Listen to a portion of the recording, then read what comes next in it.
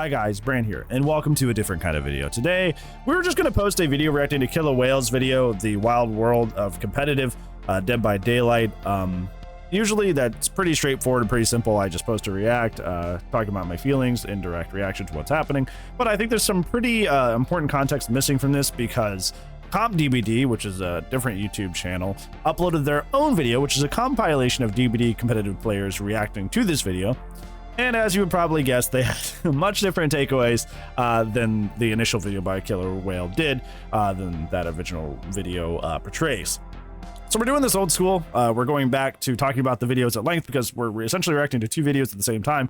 And I don't think I could just compound the both or like interject something in there that would make more sense. So I'm just going to talk about it at length and let you know my perspective on all this controversy. So let's go ahead and get started. So firstly, I want to talk about that Killa Whale's video does a pretty excellent job at getting a general overview of why the competitive Dead by Daylight scene is seen as so negatively by the Dead by Daylight community, both explaining how the general public perception on the competitive Dead by Daylight sphere is really harsh, which is true, but also highlighting the behaviors and the egos in the competitive community that very much earns their negative reputation. As you may have guessed, the CompDBD YouTube channel video goes much the opposite, trying to clear up misinformation, which is there, and refuting claims of bad behavior, which we will get into that.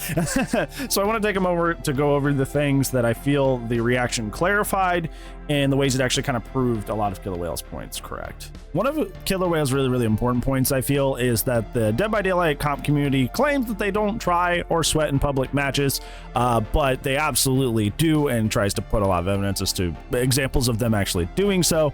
The CompDBD video initially does refute this and tries to challenge this, but further in the video, the competitive players actually go on to confirm that they actually do this, but they kind of try to add some justifications to it, which I find kind of interesting. I think it's funny because even in my own personal experience, I have run into people who are on comp teams. None of the big ones, don't worry, because if they were on the big ones, I probably would not be in the same MMR as them. But they absolutely were running almost the best stuff, definitely playing in competitive manners out in the public game. So I know this is true. Their explanation for this is when they're trying to do this, it's because they're doing it only for content. Whatever that means. So they absolutely do try hard in public games, but instead the takeaway is that they do, but when they do it, it's for Twitch, it's for YouTube, it's for TikTok content, etc. And if they're doing it off stream and they aren't online, it's because they're recording something for some sort of content that may or may not actually hit live. Furthermore, as the video reaction continued to go on, another explanation given for this is not only do they do it for content, but sometimes they do it just because they are bored. After spending the immense and honestly very respectable, and I don't mean that with any memes, actually very respectable amount of time to become some of the best possible players in this game, they find public games pretty boring. And without a general rank system that most video games have for the sweatier crowds that actually do take the game super seriously, they just get bored. So they run some of the best stuff or generally play in a play style that's very aggressive and strong that they're used to because they're just bored. Once again, this does actually mean that they absolutely do try hard in public games, but it just means that there's a rationalization for it, whether it be them actually making content or them just kind of being bored. Another point that I found pretty interesting from both these videos was the concept of egoing, which is essentially just thinking that you're way better than you are at the game of Dead by Daylight. The point in Killa Whale's video was that competitive players have a hard time losing and immediately want to run back, or a 1v1, the more formal term in this game, despite claiming that they don't really care about public games at the same time. The context that I feel is missing is that Killa Whale he tries to elaborate on this, but only does it for like a 4-second meme. A lot of the egoing that happens between players is actually different competitive players running into each other in pub matches and then trying to ego on each other. So it's not always the competitive players trying to ego on public players, but it absolutely does happen, is that competitive players do try to ego on pub players that, they think have an ego, they think they're better than them, so like, come 1v1 me and I'll prove you're not as good, which definitely does air itself to the idea that you do care about the outcome of public matches. I think from my own personal perspective, I think the Dead by Daylight community needs to understand something pretty crucial that I think is kind of like sometimes made fun of, but not really taken very seriously as a serious talking point to this, is that a lot of the Dead by Daylight competitive community is very young. very young, either being early 20s or outright just not adults at all, like literally kids. There are Dead by Daylight competitive players that are quite literally as young as 14, and some that have just barely hit 18. I bring this up a lot, but I taught high school for 5 years. So I taught people their age. Some of my seniors were 17, 18, and a lot of my freshmen were like 13, 14. So these people, these young little people who are not adults yet, are far from rational, very, very far from emotionally rational. That's not a knock. It's not anything personal. It's just how it is. They're just not fully grown yet, so they don't know how to manage their emotions in a respectful and healthy way. So a lot of the toxicity, a lot of the drama, or worse, that comes from the Dead by Daylight competitive community is a lot just because a lot of them genuinely don't know any better yet because they're literally just kids or had just barely stopped being kids. I feel like even after you turn 18, you're still not a big boy adult for quite some time. So if you're like, okay, well, I'm 18 now, you're like, obviously, if you're still in high school, you're still a high schooler. Like, you're still a kid. So a lot of these people are extremely young, and I think that the Dead by Daylight community just omits that or does not take that as seriously as a component of the situation. I think the best point that Killa Whale made that I think that is supported by both their video and the competitive response is that both spheres are kind of living in their own bubbles. Like, public DBD players don't really know how CompDBD goes and makes a lot of assumptions about how it works. And even there were a lot of assumptions made in Killa Whale's video that ended up not being true.